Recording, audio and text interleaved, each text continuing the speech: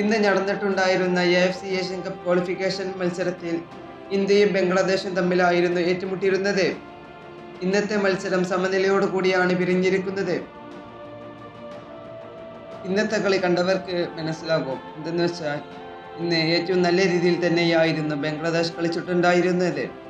ബംഗ്ലാദേശിന്റെ FIFA ranking നോക്കുകയാണെങ്കിൽ ഇന്ത്യയെക്കാളും എത്രയോ കുറവാണ്.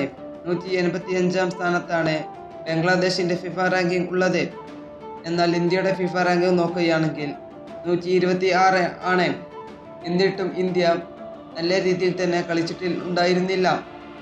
ഇന്ത്യക്ക് നിരവധി ചാൻസുകൾ ഒക്കെ ഉണ്ടായിരുന്നു. പക്ഷെ അതൊന്നും ഗോളിലേക്ക് കണ്ടെത്താൻ ഇന്ത്യക്ക് കഴിഞ്ഞില്ല എന്നതാണ് വാസ്തവം. മറുവശത്ത് ബംഗ്ലാദേശിനും നല്ല നല്ല അവസരങ്ങൾ ഉണ്ടായിരുന്നു. അവർക്കും ഇതുമാതിരി ഗോളുകൾ നേടാൻ കഴിഞ്ഞില്ല. അതേമാതിരി ഇന്ത്യയുടെ ഗോൾ കീപ്പറായിട്ടുള്ള വിശാൽ കൈത്തിന്റെ ഒരു മിസ്, അത് സുഭാഷിസ് ബോസ് തടഞ്ഞത് കൊണ്ട് മാത്രം ഇന്ത്യ കഴിച്ചില്ല എന്ന് നമുക്ക് പറയാം. ഇല്ലെങ്കിൽ ബംഗ്ലാദേശ് ഇന്ന് വിജയിക്കേണ്ടതായിരുന്നു. നിങ്ങളുടെ അഭിപ്രായം എന്താണെന്ന് താഴെ കമന്റ് ബോക്സിൽ രേഖപ്പെടുത്തുക. ഫുട്ബോൾ വാർത്തകൾ അറിയാൻ വേണ്ടി നിങ്ങൾ ഈ ചാനൽ തീർച്ചയായും സബ്സ്ക്രൈബ് ചെയ്യുക.